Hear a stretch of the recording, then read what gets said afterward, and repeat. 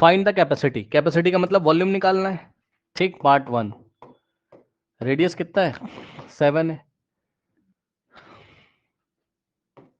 Slant height है 25 है।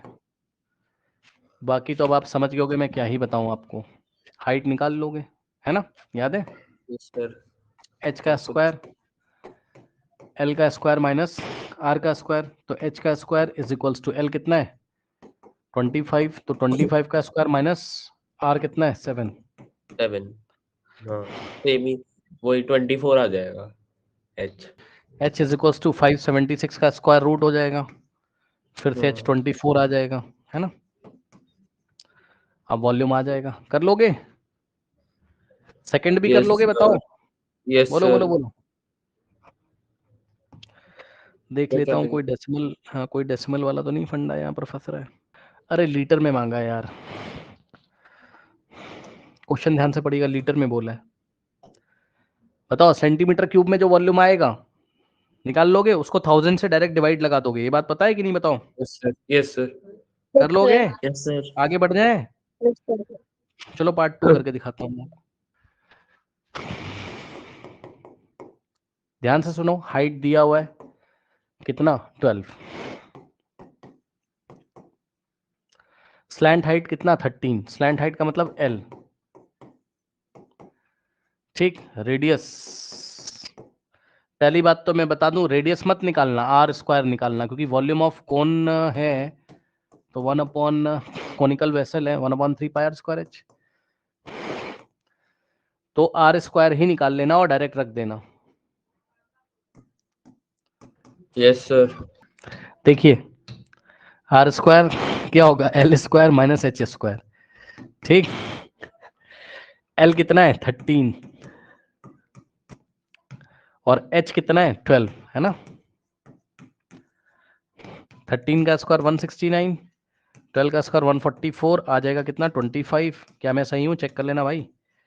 Are square 25। अच्छा जरा बताना, देखते हैं आपके मन में क्या आता है, इसकी यूनिट क्या होगी आर स्क्वायर की, बोलो। Sir centimetre. सेंटीमीटर।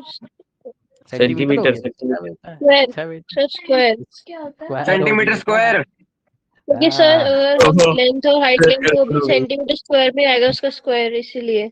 हाँ, जिनको नहीं समझ में आया वो लोग समझे, मतलब हमें दिखाने की जरूरत नहीं है, हमें तो आर स्क्वायर का न्यूमेरिकल वैल्यू दिखाना है, लेकिन जस्ट मैं एक बात आपसे कर रहा हूँ, एक्चुअल में क्या रहा होगा, आर इंटू आर, एक रेडियस 5 सेंटीमीटर रहा होगा और दूसरा भी 5 रहा होगा, तो 5 5 25, 5 5 25 centimetre into centimetre, centimetre square ही तो आया होगा, ठीक।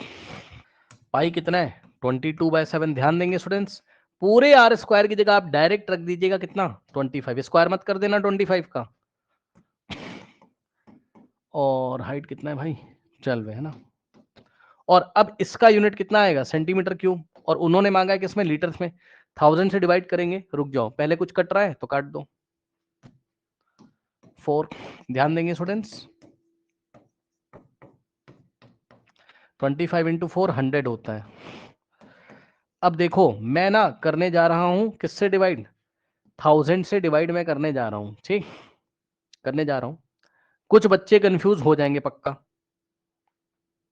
लेकिन आपको कंफ्यूज नहीं होना है। देखो 22/7 इंटू 100, और जैसे ही मैंने 1000 से डिवाइड किया, समझ रहे हो बात को, देखो ये वाला सेंटीमीटर क्यूब तुरंत लीटर्स में आ गया, यस सर।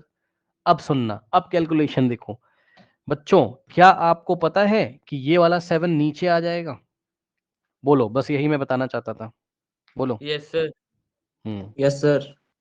तो आपके पास क्या बनेगा यहां से 22 इंटू 100 डिवाइडेड बाय, ध्यान देंगे प्लीज, 7 आया नीचे और 7 ने मल्टीप्लाई किया किसमें 1000 में, तो क्या हो जाएगा 2 0 से 2 0, ठीक। और तो कुछ कटेगा तो है नहीं, तो देख लेते हैं, 22 अपॉन में 7 इंटू 10 और 2 से काट दो, 2 इंटू 11 22, 2 5 और नीचे कितना आ जाएगा, ऊपर 11 नीचे 35,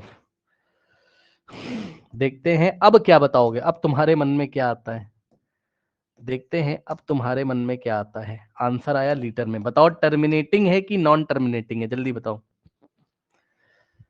टर्मिनेटिंग है या नॉन टर्मिनेटिंग?